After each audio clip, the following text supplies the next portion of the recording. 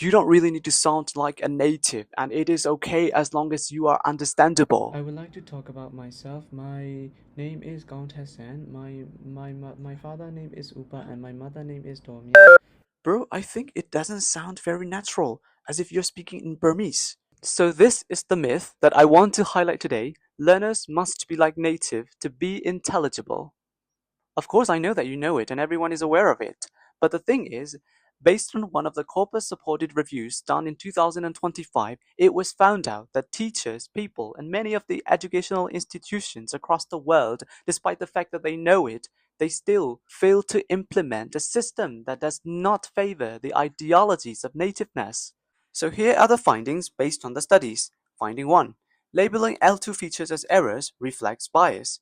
Many of the L2 speakers' pronunciation features are often fully intelligible, widely used across the world English varieties, and not actual sources of communication breakdown.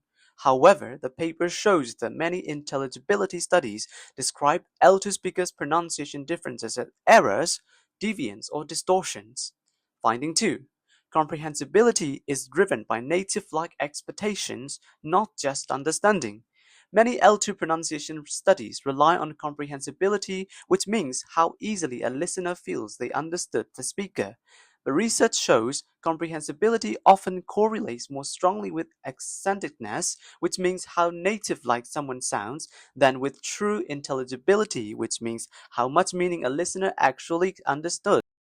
Examples: correlation between the two factors, comprehensibility and accentedness, is extremely strong, as high as 0.89, but that with intelligibility can be weak or even non-existent.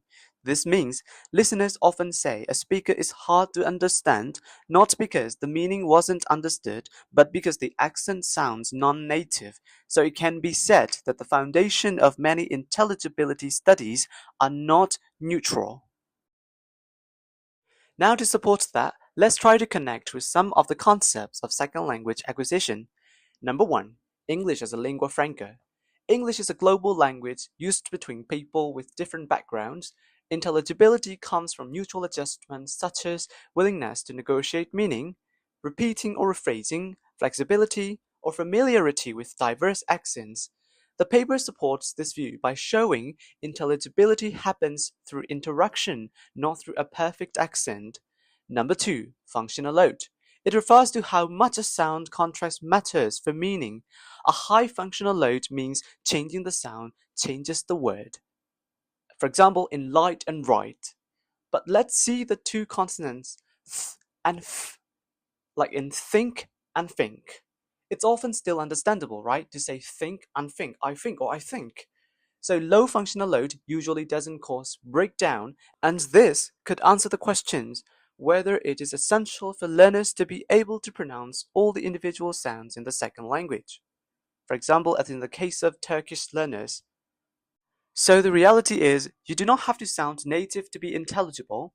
Being understood depends on which features truly affect meaning, high functional load, on a listener's familiarity and willingness to accommodate, and on interactional repair strategies. Implications for teachers and learners. Number 1. Don't teach toward a single native model. Teachers should make sure learners are exposed to audio from different World English accents, variations in rhythm, stress, and recordings of L2 to L2 interaction. Number 2. Prioritize high functional load features, of course, in the cases of bilabial consonant p and b, as in pat and bat. That is different, and that should be focused, but teachers should not over-focus on low functional load features, such as th, f, as in I think, or I think. That's fine. Number 3. Let's try to use some repair strategies. For example, for speakers, let me say that another way. What I mean is, sorry, I'll repeat that. For listeners, could you say that again? Do you mean I heard is the correct? Alright, here is the link if you want more information, and thank you for watching this video. Bye bye!